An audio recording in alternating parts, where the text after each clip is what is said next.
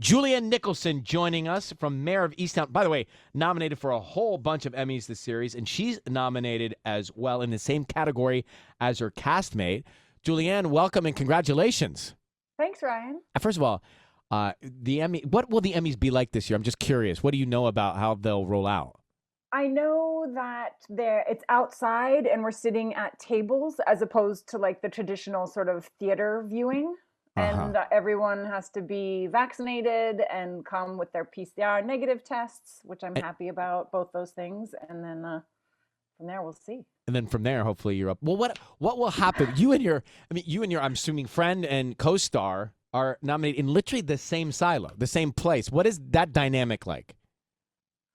Well, we don't talk to each other anymore for this reason. Good. That's what we wanted to hear. She's a terrible person anyway, but this was sort of the nail on the coffin. No, I mean, she couldn't be more generous, and I just love her. So honestly, it's so silly, but I just felt so thrilled to be nominated, and I will be the first one jumping to my feet if Jean wins. She deserves everything.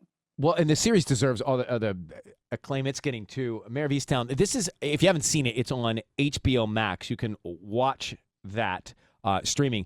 But it's been out for a little while, so a lot of people have had a chance to hear about it because it got that word of mouth fast, and it was one of those shows for me. I mean, it takes a really good show to keep me up past 9, and it did. I mean, wow. It really did, because you do want to watch that next one as soon as you finish the last one. A lot of people have said that. I think one of the things that actually helped the series was that you could not binge it, and that they were sort of doled out week by week, like old school. So people had time to miss it, to think about it, to sort of have their own ideas about what was happening. And but yeah, I got a text from a dear friend of mine yesterday saying, I just finished episode 4. And I was like, okay, you're a little bit late to the party, but okay. Now, you play Mare's good friend in the series, and you and Kate Winslet are good friends in real life. And the story that we all hear is that she kind of had to really, really invite you a couple times to do this with her. I mean, yeah. Because she knew the whole arc of the series. She obviously had read all 7 episodes, and I was not given that final episode, which is where Laurie has the bulk of her stuff to do. And so it was her convincing and assuring me that there would be enough there to make it worth it. And I mean, I love her. She's one of my all-time favorites. So to get to work opposite her and HBO, and I just loved the scripts that I did read that Brad had written. So. But yeah, I did. I mean, I was nervous. I didn't know what it was going to be ultimately. So, but I'm glad I said yes. Yeah, we are too. And Julianne, like I don't know Kate like you know Kate, but I've spent a little bit of time with her in different forums, and she's got a pretty wicked sense of humor.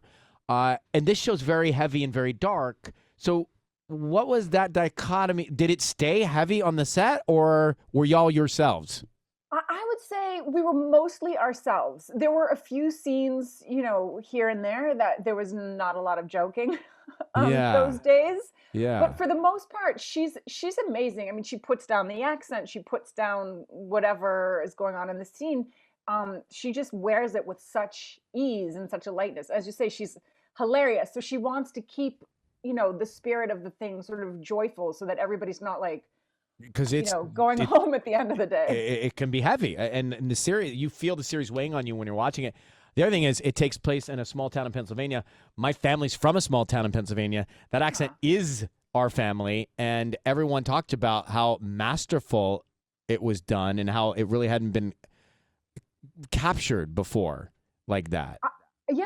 It's such. I mean, that's such a thrill. I'm from Boston, so I'm familiar with people just brutalizing that accent, and I know people have like big feelings around the accent of where they're from. So I just felt so happy that people weren't like, blocking their ears or just running to the. It was actually pretty remarkable because it reminded me of Aunt Gladys and Uncle Dick. It reminded me of my grandparents. It reminded me of this town in Greencastle, Pennsylvania, where my grandparents lived.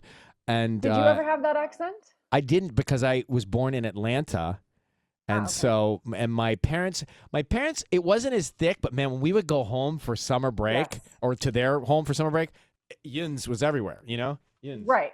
Also, if I find that happens to me, if I get angry or if I have a glass of wine.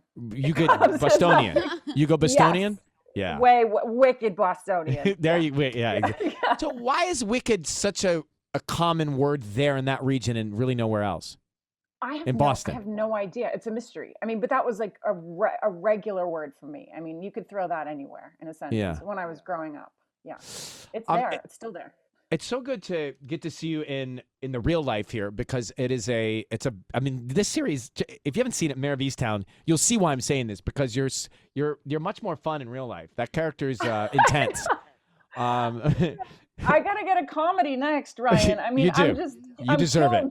Killing myself when I go to work. I want to laugh next time. I get it. Well, hey, good luck. The Primetime Emmy Awards Sunday, 5 Pacific, 8 Eastern. That's on CBS. Julianne Nicholson may be up there, and certainly the series gonna, I'm sure, win some things too. And we'll be watching the red carpet. Thanks for coming on. Thanks for having me. All right, take care.